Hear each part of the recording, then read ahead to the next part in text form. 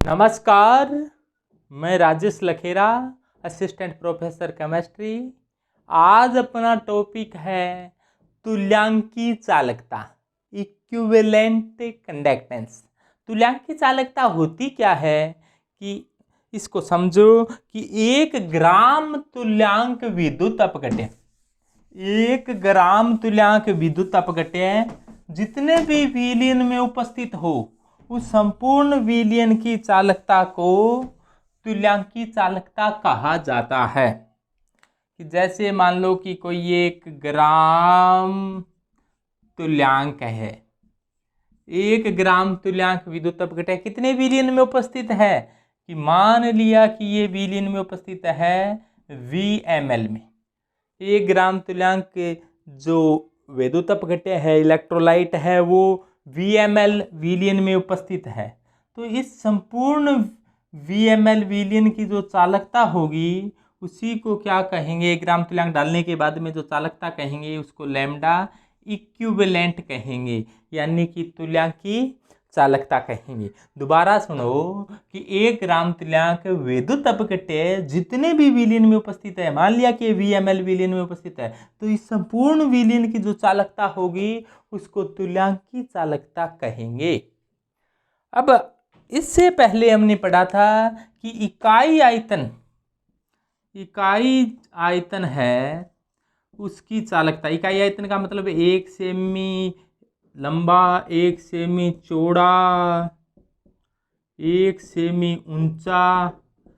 तो इस प्रकार से कोई घन बन गया और घन का जो आयतन होता है वो क्या होता है, भुजा की क्यूब। और यहाँ पर भुजा कितनी है, 1 सेमी है, तो 1 सेमी की क्यूब। तो ये 1 सेमी की क्यूब को क्या कहा जाता है, 1 ml कहा जाता है। और 1 ml का मतलब इकाई आयतन हो गया। और अपने ऐसे कह दिया कि इकाई आयतन की चालकता होती है, इकाई आयतन की चालकता को कहा जाता है कप्पा। कप्पा क्या होती है, इकाई आयतन की चालकता।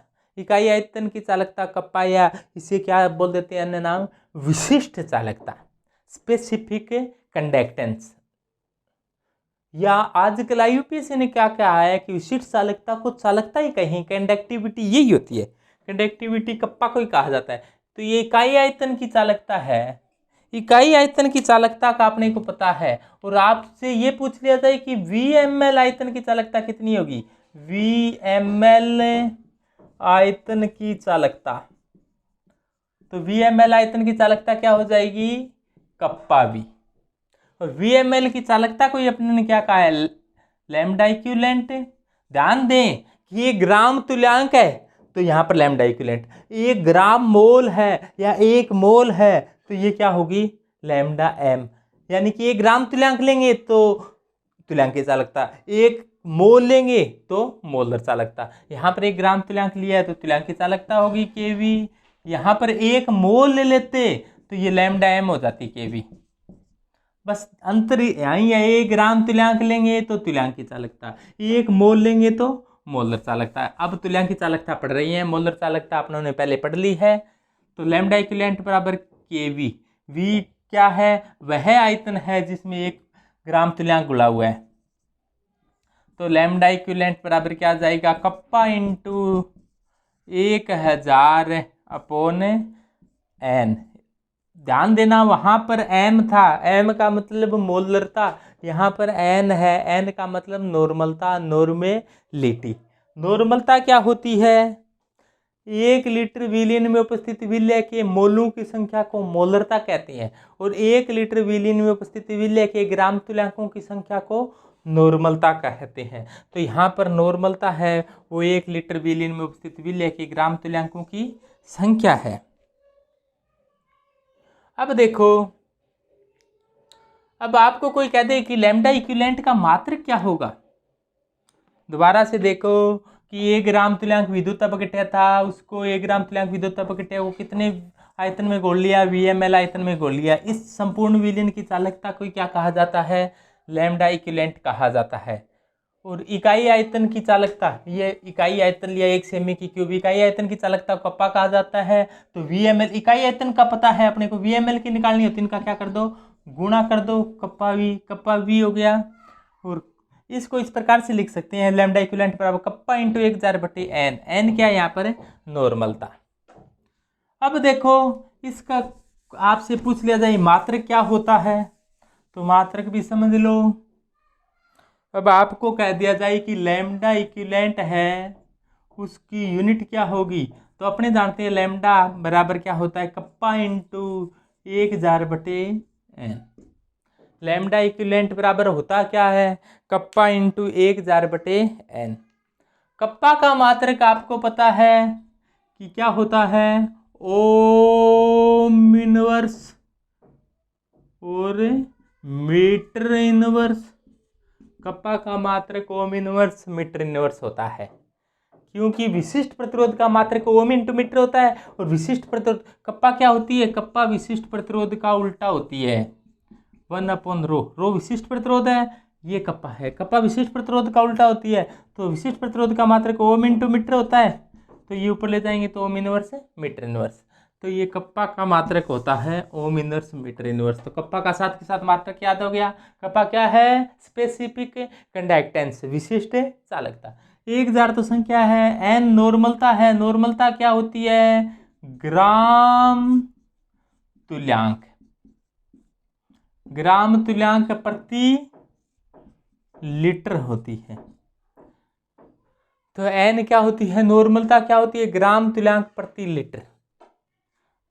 अब लीटर आयतन का मात्रक है, आयतन का मात्रक 1 मीटर की क्यूब भी होता है, 1 मीटर की क्यूब में 1000 लीटर होते हैं। तो अब इनको ऊपर ले जाओ तो क्या जाएगा, ओम इनवर्स मीटर इनवर्स से, और ग्राम तुल्यांक को भी ऊपर ले जाओ तो ग्राम तुल्यांक इनवर्स और मीटर की क्यूब। तो बटे से बटे, मुख्य बटा ये है, इससे भी नीचे है तो ये अपने आप ही ऊपर चली जाएगी, मीटर की क्यूब। अब देखो आपने सुना होगा कि आधार समान होने पर घातें जुड़ जाती है, आधार समान हो तो घातें जुड़ जाती है। तो क्या हो जाएगा, ओम इनवर्स मीटर की -1 तो ये है, और प्लस की 3 ये है, तो बची कितनी, प्लस की 2। तो क्या आ जाएगा यहाँ पर +2 और ग्राम तुल्यांक। तो ये इसका मात्रक हो जाएगा किसका, लैम्डा इक्विवेलेंट का। लैम्डा इक्विवेलेंट क्या है, तुल्यांकी चालकता। तो तुल्यांकी चालकता का मात्रक क्या हो जाएगा, ओम इनवर्स मीटर की स्क्वायर ग्राम तुल्यांक इनवर्स, इनवर्स है, ग्राम तुल्यांक इनवर्स है, क्योंकि ग्राम तुल्यांक बटे में था, ऊपर लाएंगे तो माइनस का हो जाएगा। मीटर की यहाँ पर प्लस की 3 थी, यहाँ पर माइनस की 1 है, तो प्लस की 2 बच गई। ओम इनवर्स का एक अन्य मात्रक क्या होता है, ओम इनवर्स का अन्य मात्रक होता है साइमेंस, साइमेंस ये एसआई मात्रक होता है। तो साइमेंस को बड़े एस से दर्शाते हैं, मीटर को छोटे एम से दर्शाते हैं, और ग्राम तुल्यांक को ग्राम इक्यू से दर्शा देते हैं, और इसकी क्या है माइनस। तो क्या आ जाएगा, साइमेंस मीटर की स्क्वायर ग्राम इक्विवेलेंट माइनस, ये क्या हो जाएगा, लैम्डा इक्विवेलेंट का क्या आ जाएगा, मात्रक आ जाएगा कि लैम्डा इक्विवेलेंट होती क्या है। तो मात्रक कई बार एग्जाम में पूछा जाता है। इसके बाद में अपने ये देख लें थोड़ा सा कि नॉर्मलता क्या होती है। नॉर्मलता एक सांद्रता का मात्रक होता है, कि सांद्रता को बताने का एक तरीका होता है। सांद्रता को बताने के कई तरीके होते हैं, द्रव्यमान प्रतिशत, नॉर्मलता, मोलरता, फॉर्मलता, यानी कि नॉर्मेलिटी, मोलेरिटी, मोलेलिटी, द्रव्यमान प्रतिशत, ppm, ppb, ये आपने पढ़े होंगे छोटी कक्षाओं के अंदर। अब अपने थोड़ा सा देखें कि नॉर्मलता या नॉर्मेलिटी क्या है।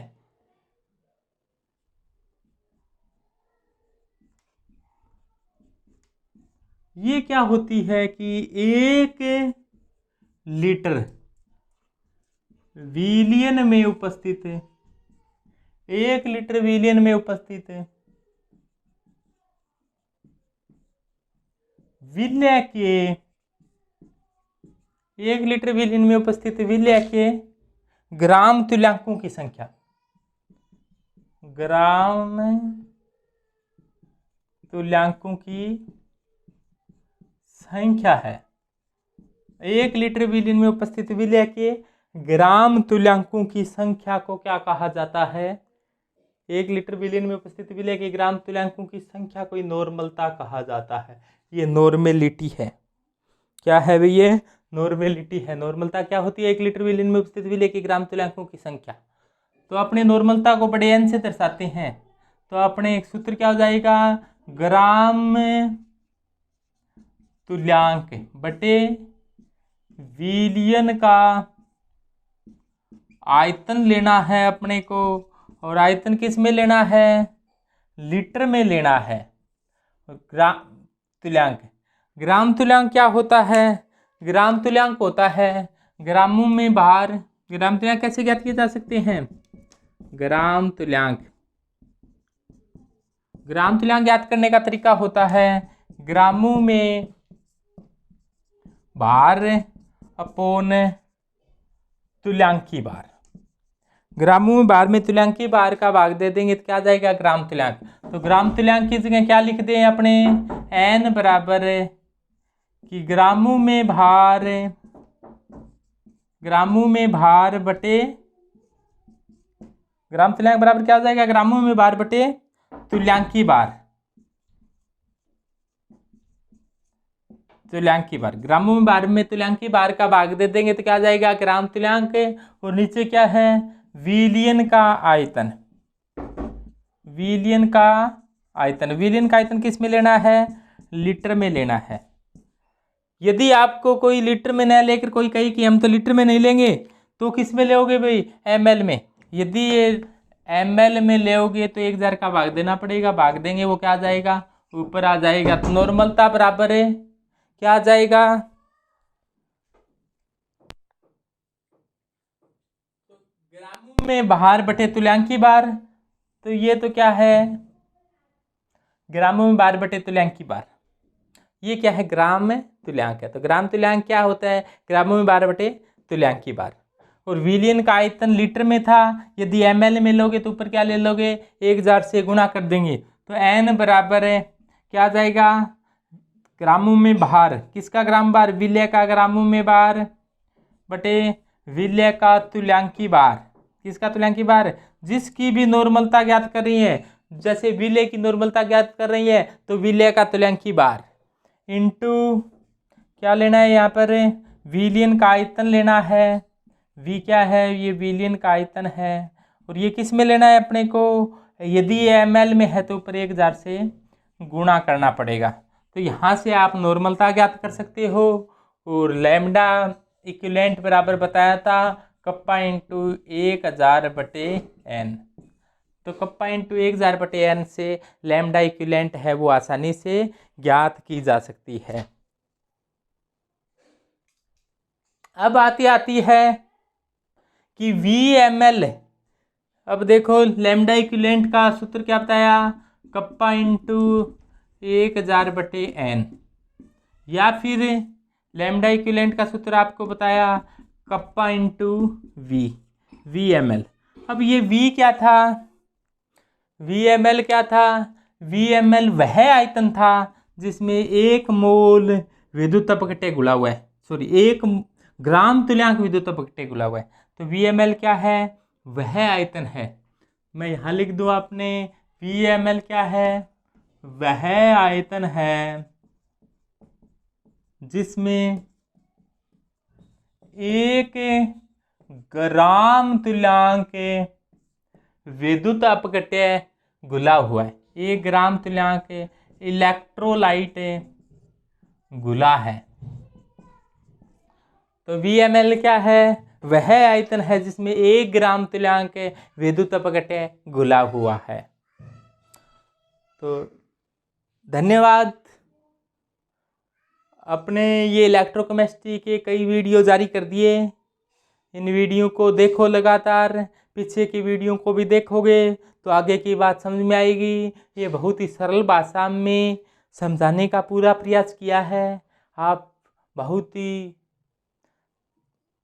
आराम से बैठकर इन वीडियो को देखोगे तो आपके सब बातें समझ में आ जाएगी। कोई भी बात नहीं समझ में आती है तो आप मेरे से संपर्क कर सकते हो, पूछ सकते हो। धन्यवाद। मैं Rajesh Lakhera, assistant professor, government girls college Taranagar, Churu. Thanks.